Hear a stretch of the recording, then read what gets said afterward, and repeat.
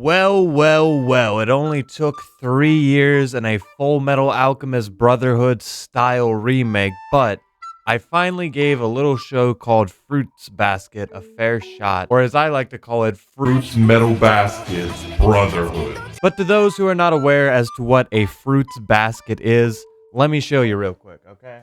So, first you got your basket, and then you got all your little fruits and sides. We got some bananas. Those are a very good, essential fruit. We got a thing of grapes here, some strawberries, cucumbers that are still in the package. You know, that's not a fruit, but, you know, a little biodiversity never hurts anybody. You want a nice collage of items inside of your fruits basket. But anyway, the show, the actual anime Fruits Basket, is a little different. Before we even get into today's topic, before I even explain to you what Fruits Basket is, let me tell you that my fiance loves Fruits Basket, the original anime. She had watched it back in the day. I was too busy watching my shitty shonen, whatever the fucks I'm watching. In the meantime, she's watching this cute little anime called Fruits Basket, and then they announced a remake, 3 seasons worth. According to her, they never got the ending right. It was another Soul Eater, is one of those anime where we're just gonna write our own ending. Here in 2020, whatever year that you're watching this, we do things a little bit differently. We remake shows, we fix the ending, and Fruits Basket is the next anime up to be properly created. At a casual glance, you might not even be able to understand the hype surrounding Fruity Baskets. At a casual glance, you will just be like, this is another slice of life drama show with pretty boys, and it might turn into like a reverse harem type thing. That is what I thought at first too. As much as everybody would have loved a male fan service show, I'm gonna have to pop the horny bubble. That's not what this show is. This is a very dramatic slice of life show, but it tackles that genre and goes as far as they can with it. And if they can give some cute boys along the way, I'm gonna say I'm straight, I have a penis, but goddamn, those are some pretty boys in this show, let me tell you. Fruits Basket prettiest boy tier list coming soon. So Fruits Basket follows a young high school student named Toru, and she is homeless. I mean that quite literally. She is literally living in a tent at the start of the show. Little does she know that she accidentally placed her tent on the property of the Soma family, or more specifically, a house filled with like 3 or 4 of the cute boys within the Soma family. This includes a mysterious older boy named Shigure, a prince named Yuki, I am not exaggerating, a prince named Yuki, and the brooding bad boy, Kyo. Oh, and did I mention that this family is cursed? They turn into members of the Chinese zodiac family. So they turn into literal animals, but only under contact with the opposite sex. Insert bestiality joke here. Bestiality jokes aside, Fruits Basket is a delightful anime. Most of the time we spend with these characters, we are doing 2 different things. Half the time, the characters are just doing, you know, the fun slice of life adventures. They're going to the beach. They're meeting the extended family.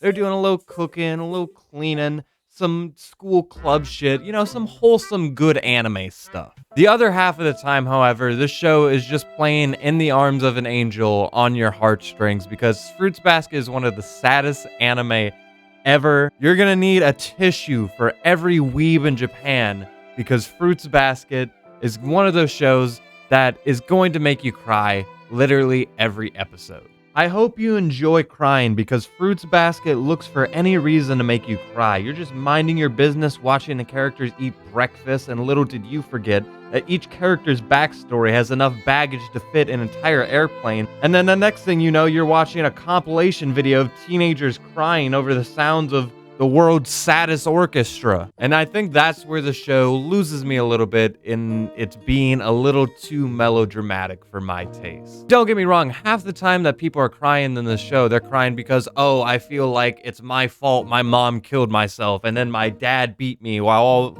my friends made fun of me. You know, they hype up the sad music during those parts, and those parts feel earned. You have a good reason to be sad, and they're usually about characters we care about. Where the show kind of loses me a little bit, it's when Character F is introduced. Character F is like one of the main character's sister's friend who showed up to the school meetings sometimes, and they are just crying typhoon tears. You don't even know why they're crying, but they have the world's saddest orchestra as their backup hype man. And these scenes take up just as much time as the main characters going through their much more emotional moments, and they just feel like they take the wind out of the sails for the show going forward because we're focusing on characters we don't need to care about, and the scenes are way too dramatic for what they actually are. And that's not to say I didn't like the story. I was actually very invested. I was very curious as to how they were going to solve this curse, and the whole time the show was hyping up the big bad bitch behind the curtain, and once she's introduced, the show only gets darker and more interesting, and it feels like it has higher stakes. The story is good. Going back to Akito. Akito is the antagonist of the story, and I like her because I never know what to expect from her. One moment she's like this relentless badass, and then the next she's a vulnerable crybaby. Then she's a heartless asshole, and then she's BFFs with Toru. Then she's a man, then she's a woman. I could never keep up with Akito, and I think that's what made her an enjoyable character. And I feel pretty positively about the entire cast. I want to know why Shigure is being mysterious and acting all secretive. I want to know why Yuki's older brother is so horny all the time. I want to know why Haru is so emotionless. I want to know how Momoji went from lolly little boy to hunky pretty boy in super speed arc time. But the most important piece of the puzzle, the most important fruit in the basket is Toru. And no offense to feminine sad boy Yuki or heart of gold brooding Kyo, but Toru is really the only character I want to highlight in depth because I love her. Toru is factually the nicest anime character in all of existence and all of time. If I egged Toru's house, she would probably refund me the money I lost in eggs.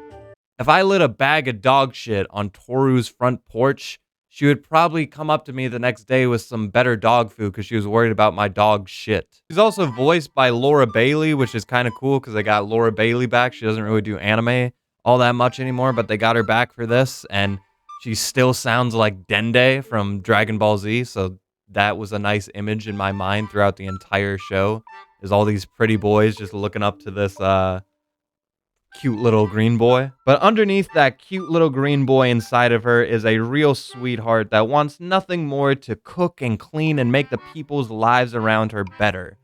Toru is a beacon of light in a cast that is otherwise shallow and cold. Toru is a perfect foil for this family that needed a beacon of light, and that's what she is. She is a mother in all senses. It took 3 seasons for these people to be cured of their emotions, but that's what Toru is for. Because you know what? Sometimes I want to watch a show like It's Always Sunny in Philadelphia where I'm watching the worst characters get their comeuppance, or I'm watching School Days where I'm watching the scummiest people of the earth burn out in a blaze of glory. But sometimes I just want to watch the purest guardians of light earning the happiest endings that they deserve because, god damn it, all of their fruity basket goodness I was rooting for from the beginning. I was rooting for Toru to get in the pants of all these pretty boys or whatever else her heart desired. Closest comparison I can make for Toru is Belle from Beauty and the Beast.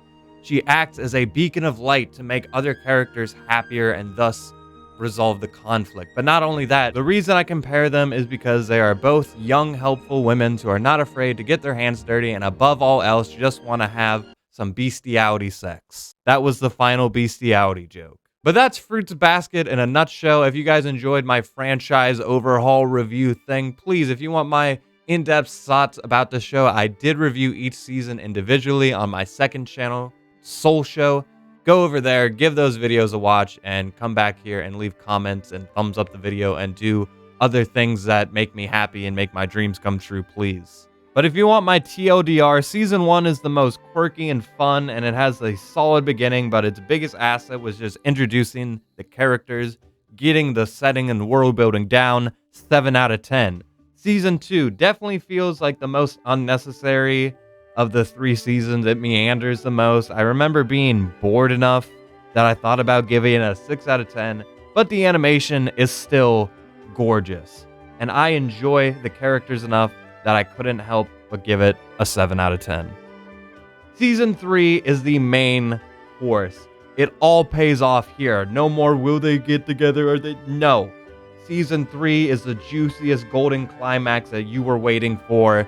8 out of 10. And with my final thoughts, Fruits Basket is a type of show that you could tell that special little amount of care went into it. They wanted to do this show justice. They wanted to tell this story correctly, and they went back and they did it. And I actually prefer the new animation style. It is gorgeous. You know, the quirky, fun banter still is reflected. Even when they switch up the art styles to be more goofy, it pays off. When the show wants to look good, it looks good. When it wants to be silly, it's being silly. It accomplishes everything it wants to do. Is it the type of show that I'm like first and foremost gonna watch? Is this my genre of choice? Is this my go-to story? Not really. But these are one of those shows where if I actually do finally spend the time to watch it, there actually is a wonderful golden meal at the end of the course, and that's what Fruits Basket is. I'm gonna give Fruits Basket, the reboot, an 8 out of 10. That goes for all 3 seasons in a nice little package. And this is gonna be a quick spoiler, so please exit out of the video if you haven't seen Fruits Basket yet, but God, the flash forward at the end of the show where Kyo and Toru they're both old and they actually age together. There are some teenage romances I buy, you know, them actually living the rest of their life for, and some I don't. This is one of those cases where they actually earn a relationship that seems like it's gonna go till the end of time. And it was just the sweetest little ending. I did not expect them to just cut to elderly. We jumped 2 generations, but it was one of the sweetest endings I've ever seen. I'm surprised that they weren't living in like sci-fi Fruits Basket future land, but you know, what can you do? Anyway, those are my thoughts on Fruits Basket. Again, let me know your thoughts down below. I'll see you in the next one. And with that, I leave you.